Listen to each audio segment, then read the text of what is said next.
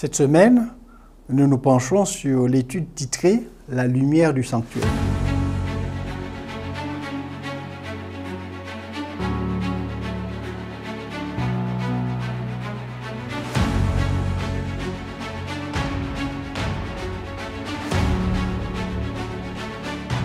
Le verset à mémoriser, le point capital de ce qui vient d'être dit, c'est que nous avons un tel souverain sacrificateur qui s'est assis à la droite du trône de la majesté divine dans les cieux comme ministre du sanctuaire et du véritable tabernacle qui a été dressé par le Seigneur et non par un homme, nous dit l'Épître aux Hébreux chapitre 8 versets 1 et 2.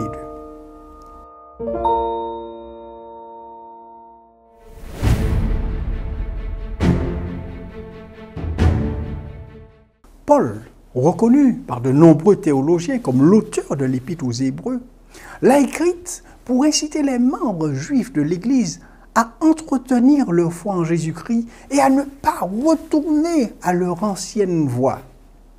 Sous la pression de diverses épreuves, nombre de ces juifs chrétiens se sont apparemment retirés de l'Église et sont retournés à la sécurité relative du culte juif à la synagogue. Et Paul désire montrer à ces juifs chrétiens que la loi de Moïse elle-même indique que Jésus-Christ et son expiation sont la véritable source du salut. Au lieu d'être purement une épître, en fait, Hébreux est davantage un long sermon qui fait maintes fois allusion aux Écritures et aux pratiques d'Israël.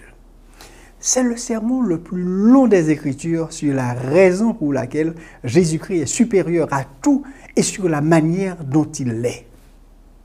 Ce livre, Hébreux, enseigne que Jésus-Christ est supérieur à la loi parce qu'il a donné la loi.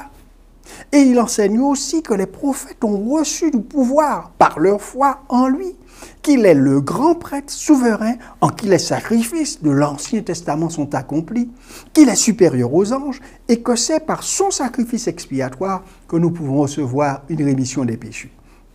Ce livre enseigne aussi que la prêtrise de Melchisédek est supérieure à la prêtrise d'Aaron et montre que le salut n'est ni dans la loi de Moïse, ni dans les ordonnances administrées par les prêtres lévites, mais en Jésus-Christ et les ordonnances de la prêtrise de Melchisédek.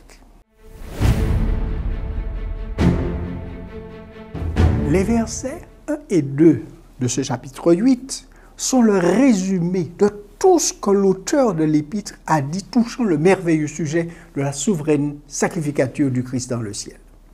Cette somme, ce point capital, ce résumé, est le fait glorieux de la souveraine sacrificature de Christ dans les lieux saints, le ciel, où il s'est assis à la droite du trône de sa majesté, c'est-à-dire dans la position suprême de grandeur.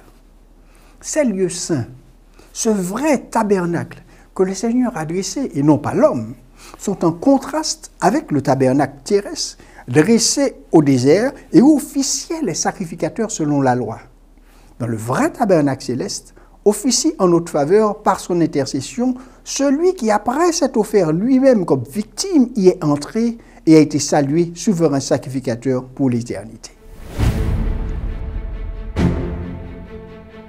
La prophétie des 2300 soirées matin dans le livre de Daniel au chapitre 8, trouvant son aboutissement en 1844, vient confirmer tout ce que l'apôtre dit concernant la prêtrise de Jésus et son importance capitale pour les chrétiens de tous les temps, et nous, peuple adventiste en particulier, sommes appelés à annoncer au monde l'accomplissement de cette prophétie, le retour imminent de Jésus et la fin imminente du grand conflit.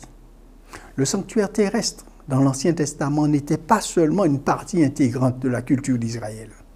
Il indiquait principalement le sanctuaire céleste et le ministère de Jésus en faveur de l'humanité. Et en tant que tel, le sanctuaire céleste est au cœur de l'évangile universel et éternel du salut de l'humanité et de la mission de l'Église.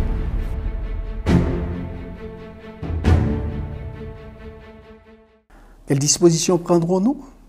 Eh bien, en pensant au concept du jugement dans notre culture, dans notre pays, nous devons réfléchir à la question suivante. Comment expliquer la compréhension biblique du jugement aux gens de notre culture? Et deuxièmement, comment ce concept de jugement se compare-t-il ou contraste-t-il avec le concept biblique de jugement?